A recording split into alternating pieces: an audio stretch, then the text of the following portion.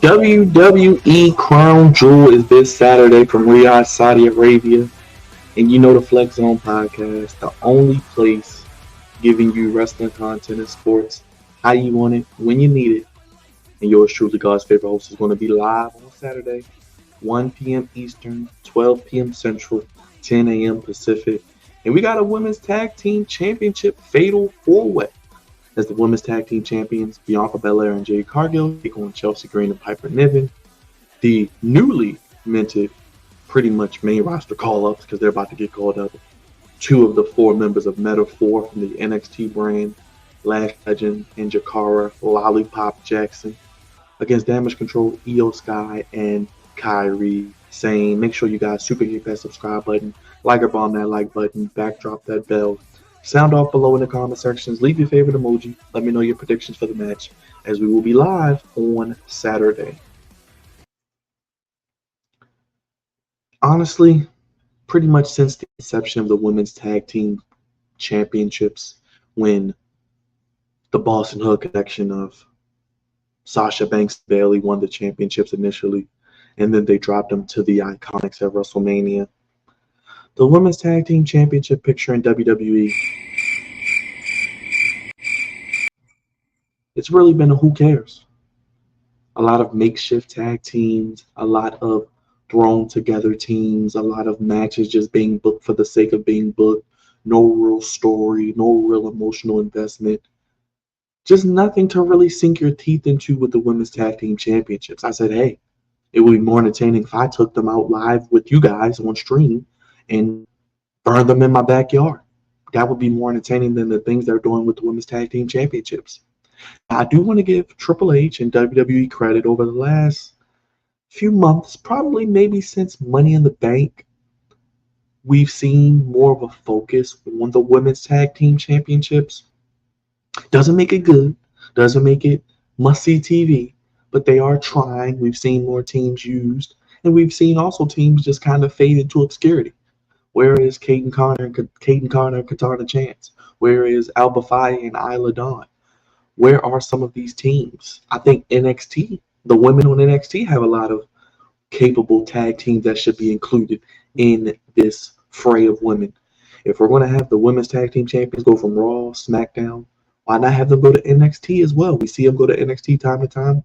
Let's get some of these NXT women in the fold competing for the women tag team championships, showcasing it on NXT on the CW, showcasing it on Raw, SmackDown, and premium live events. Obviously, we're in Riyadh, Saudi Arabia. We know WWE is going to push their agenda of women's equality and have all the women they can get on the match. Last time they were in Saudi for King and Queen of the Ring, what did they have? Like a fatal 5-way or something for the women's championship? A fatal 4-way, fatal 5-way? So they're going to get the women on the match. They're going to be covered head to toe, basically just with their eyes showing. And I think it's no reason for Bianca and Jade to lose the titles. They just won them back for the second time. I could see if they've had the titles for a little bit of time and they've been doing something with it. I'd love to see Damage Control of Io Sky and Kyrie, the Sky Pirates, would get an opportunity with the Women's Tag Team Championships. I think it's needed. I'd love to see Chelsea Green and Piper Niven get their flowers. I think Chelsea Green is doing some of the best work in the company in the women's division. And she's really just being booked like a comedy jobber character.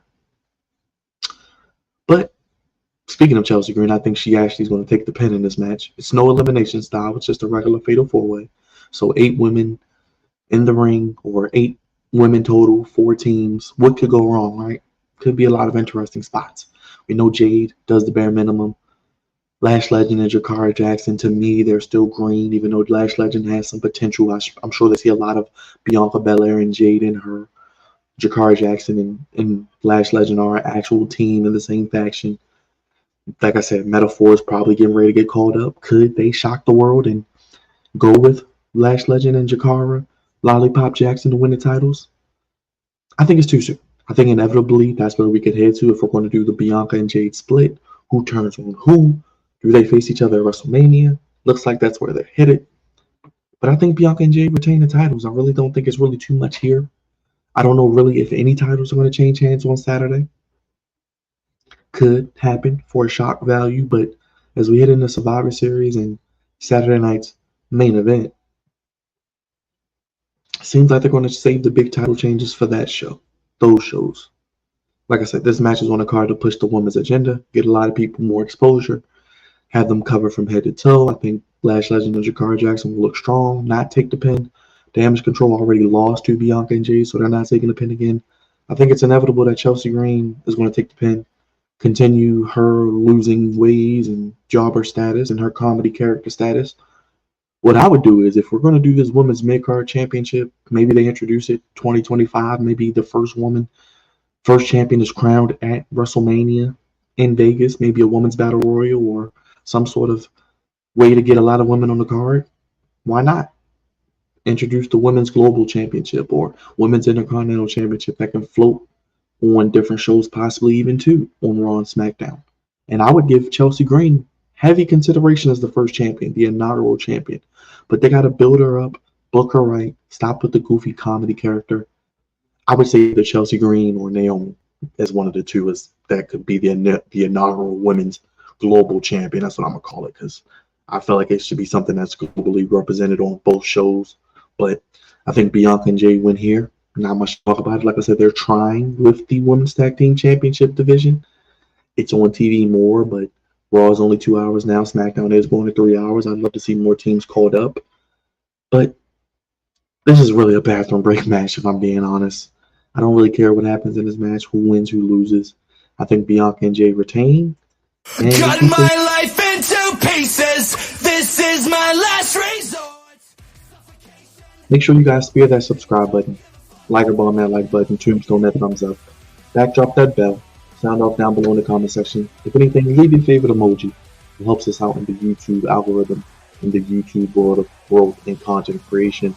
Hit the like button, as I mentioned. Subscribe if you're new. Let me know your predictions for the matches at Crown Jewel.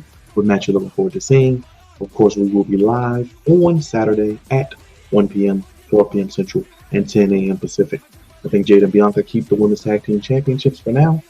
And we'll probably eventually get Meta-4 called up to SmackDown, and we'll see what happens with Damage Control and Piper Niven and Chelsea Green heading into the rest of 2024. But stay tuned for more. Bianca and Jade retain the titles, and maybe they can get more teams involved. Call some up from NXT. SmackDown could use it.